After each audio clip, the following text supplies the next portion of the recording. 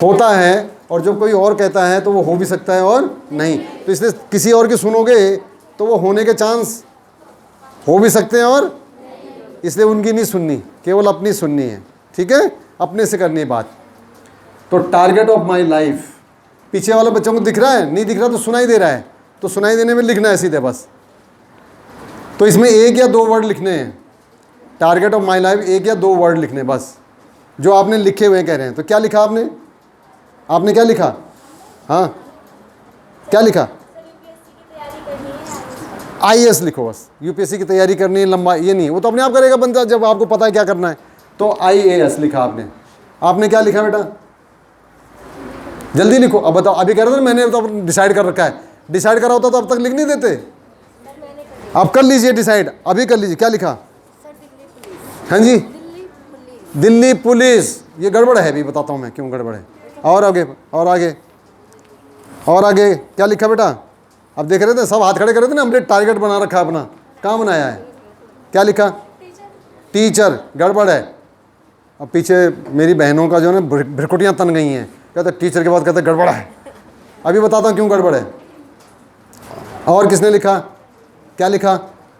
हाँ, job in Google, search करने के लिए। क्या जॉब इन गूगल? बहुत गड़बड़ है, बहुत गड़बड़ है। और किसी ने? हाँ,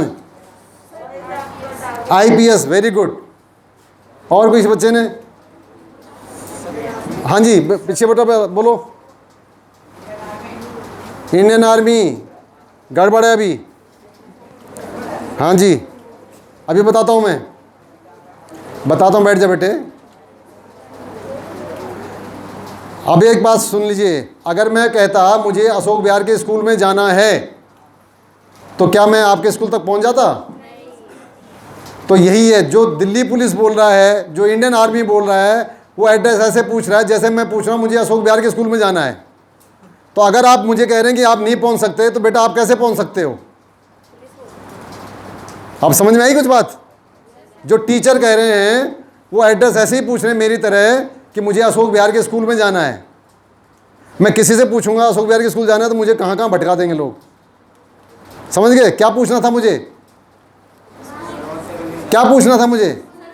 पूछ तो रहा हूँ, अशोक विहार के स्कूल पूछ तो रहा हूँ। स्कूल का नाम SKB अशोक विहार। तो SKB अशोक विहार फेज 2। बेटा समझ में आ गया? पीछे आर्मी, इंडियन आर्मी, समझ में आ रही नहीं आ रही अभी?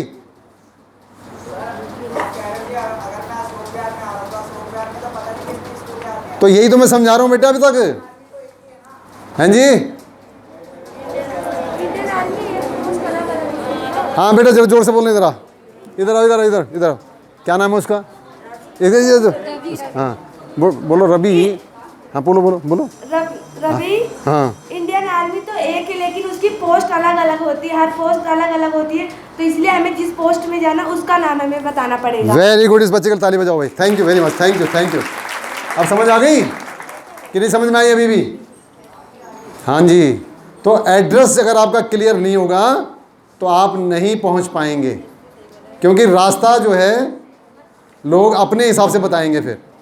इसी तरह टीचर भी है। कौन बोला था टीचर? यहाँ से कौन सा टीचर बनना है, किस क्लास को पढ़ाने वाला बनना है, किस सब्जेक्ट को पढ़ाने वाला बनना है, जब तक ये नहीं पूछोगे तो रास्ता नहीं मिलेगा आपको। बोलिए अब ठीक से बोलिए।